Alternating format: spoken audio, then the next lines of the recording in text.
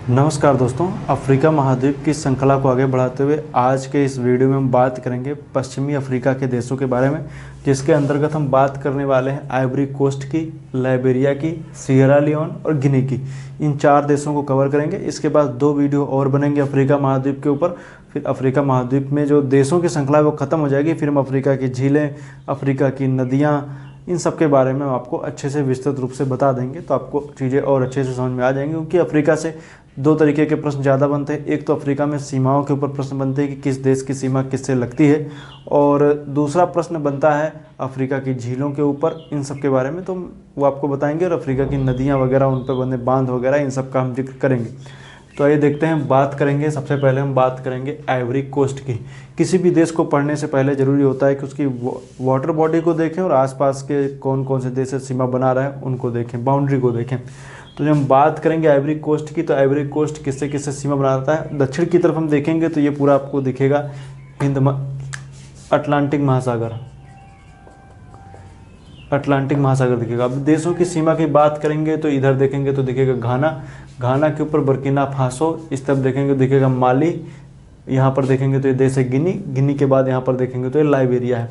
इतने देशों से सीमा बनाता है। अब आएंगे, हम देखेंगे कि आइवरी कोस्ट में क्या क्या खासियत है। आइवरी कोस्ट, आइवरी दरअसल शब्द आया है आइवरी, जैसे आप जान रहे हैं कि हाथी दांत वगैरह से आप जानते हैं ना, तो वहीं से शब्द का आया है आइवरी कोस्ट। चूँकि यहाँ पे पहले के टाइम पे यहाँ पर हाथी दांत जो बोलते हैं ना आइवरी, उसका यहाँ पर खूब व्यापार एक तरीके से होता था, लेकिन आगे चल करके उसको इलीगल कर दिया गया, इसलिए वो बैन हो गया। हालांकि आइवरी कोस्ट को जब हम देखेंगे तो ये मुख्य रूप से कोको के उत्पादन के लिए जाना जाता है। आइवरी कोस्ट किसके? कोको के उत्पादन। कोको के उत्पादन में मैं बता दूं कि कोको दरअसल एक फल होता है कोको, जिससे क्या बनाई जाती है? चॉकलेट बनती है कोको। तो विश्व में सबसे ज़्यादा कोको के उत्पादन कौन करता है? आइवरी कोस्ट करता है। दूसरे नंबर पर इसका पड़ोसी देश घाना है। अब आइए देखते हैं और क्या क्या खासियत है। नदियों की बात करेंगे तो मुख्य रूप से यहाँ पे बंडामा नदी एक बहती है, जो फेमस नदी है बंडामा नदी है। और इस बंडामा नदी के बीच में देखेंगे तो यहाँ पर एक झील आपको देखने को मिलेगी, इसको बोलते हैं कोसोव झील। कोसोव झील, इसको भी याद रखिएगा। हालांकि बहुत ज़्यादा कोई इंपॉर्टेंट नहीं है। और यहाँ पर आप देखेंगे तो ये नदी आगे चल करके अटलांटिक महासागर में गिरती है। यहाँ पर और दूसरी झील एक फेमस, जिसको बोलते हैं बुयो झील। बुयो झील इंपॉर्टेंट नहीं है, बस आप एक मैप पढ़ रहे हैं तो उसमें आप समझ सकते हैं। बाकी यहाँ पर माउंट निम्बा दिखेगा। माउंट निम्बा जो दिखता है वो गिनी में भी पड़ता है, लाइबेरिया में पड़ता है और आइवरी कोस्ट में पड़ता है। देखिए तीनों जगह पड़ता है माउंट निम्बा, याद रखिएगा। क्लाइमेट की बात करेंगे तो उत्तरी हिस्सा क्या है? सवाना के जैसे है। मध्यवर्ती क्षेत्र एक तरीके से आप समझ लीजिए कि पहाड़ी थोड़ा बहुत दिखेगा। बाकी दक्षिणी में देखेंगे तो घने वन वगैरह, गिनी फॉरेस्ट वगैरह, ये सब यहाँ पर देखने को मिलते हैं, तो इसको याद रखिएगा। यहाँ पर और हम बात करेंगे तो इसकी राजधानी जो हम देखेंगे तो वैसे तो इसकी एक राजधानी जो आप लोग जानते हैं, इसको बोलते हैं यमोस्करो। यमोस्करो इसकी राजधानी, लेकिन ये एक कह सकते हैं कि पॉलिटिकल कैपिटल है। लेकिन जो इसकी वित्तीय राजधानी जिसको हम जानते हैं वो अबिदजान है। अबिदजान इसकी क्या है? वित्तीय राजधानी है, इसको याद रखिएगा। अबिदजान, अबिदजान है। अबिदजान एक बंदरगाह शहर भी है। प्रश्न पूछ सकता है अबिदजान कहाँ स्थित है, तो आइवरी कोस्ट में, और ये मॉस्को मिलाने के लिए आ सकता है। तो दोनों राजधानी याद रखिएगा।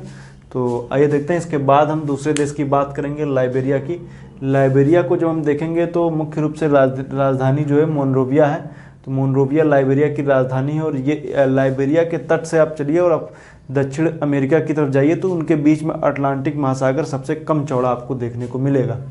यहाँ पर देखेंगे तो मुख्य रूप से राजधानी तो मैंने बताया से मोनरोविया है। नदी की बात करेंगे तो मुख्य रूप से एक ही नदी बहती है, इसका नाम है सेंट पॉल। हालांकि छोटी छोटी बहुत सारी नदियाँ बहती हैं, सेंट पॉल है। और इसमें भी यहाँ पर देखेंगे तो बहुत सारी माउंटेन रेंज वगैरह यहाँ पर देखने को मिलती हैं। कौन कौन सी माउंटेन रेंज है? इसको एक को बोलते हैं कपो रेंज, बोंग रेंज, पुटू रेंज। 3 रेंज यहाँ पर, माउंटेन रेंज यहाँ पर देखने को मिलती हैं। और इसमें भी जब हम देखेंगे तो यहाँ पर माउंट निम्बा भी यहीं पर पड़ता है। लाइबेरिया में बहुत सारे यहाँ पर फेमस बंदरगाह भी स्थित हैं, जिसमें मोनरोविया बंदरगाह है, ग्रीनविले बंदरगाह है और हार्पर बंदरगाह है। ये कभी प्रश्न जब एग्जाम का लेवल बढ़ता है तो इस तरीके के प्रश्न पूछे जा सकते हैं कि हार्पर या ग्रीनविले कहाँ पर पड़ता है। तो ग्रीनविले जो है वो यहीं पर पड़ता है, लाइबेरिया में। बहुत गरीब देशों में से इसकी गिनती होती है लाइबेरिया की। आइए और बात करेंगे तो इसके बाद आएगा सियरा लियोन। सियरा लियोन की राजधानी फ्री टाउन है। फ्री टाउन को मैं बता दूं कि दरअसल लेके यहाँ पर राजधानी कुछ इस तरीके से बनी हुई फ्री टाउन की, यहाँ पर एक पेनिनसुला है, मतलब प्रायद्वीप है, वहीं पर इसकी राजधानी फ्री टाउन स्थित है। तो फ्री टाउन यहाँ पर एक फ्री टाउन प्रायद्वीप पर इसकी राजधानी फ्री टाउन स्थित है।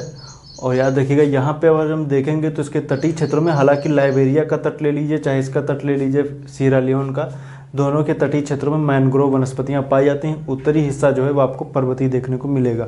यहीं पर लोमा पर्वत भी है जिसका विस्तार गिनी में भी पड़ता है, यहाँ पर आप देख रहे हैं।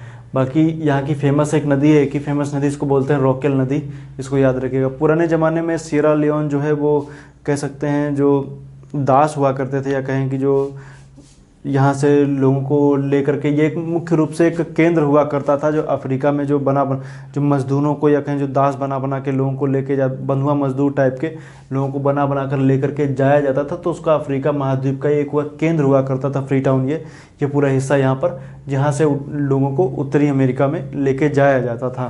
तो इसको भी आप याद रखिएगा। ऐतिहासिक दृष्टि से देखेंगे तो आपको सीरा लियोन की जानकारी आपको मिल जाएगी।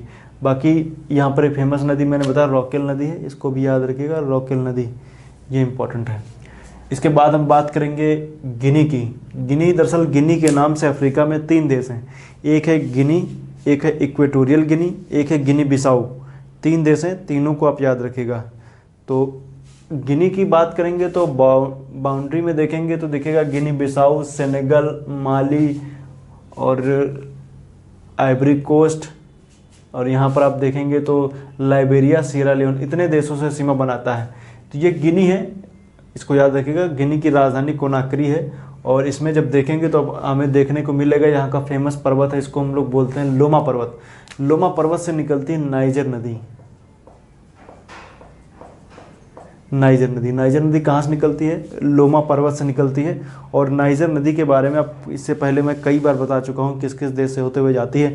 तो ये अब आपका काम है कि सभी देशों को एक साथ करके आप देखिए कि नाइजर नदी कहाँ से निकलती है और कहाँ पे गिरती है।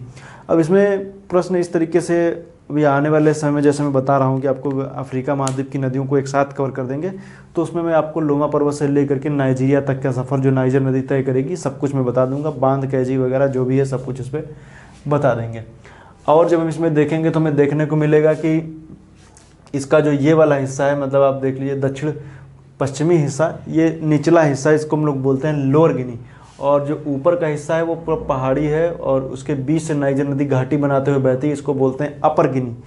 इसको दोनों को याद रखें। यहाँ पर थोड़ा माउंटेन वगैरह भी यहाँ पर आपको जंगल वगैरह भी आपको थोड़े बहुत देखने को मिल जाएंगे, लेकिन और कुछ इसमें इंपॉर्टेंट है नहीं। लोमा पर्वत इंपॉर्टेंट है, राजधानी कोनाक्री इंपॉर्टेंट है, उसको याद रखिएगा।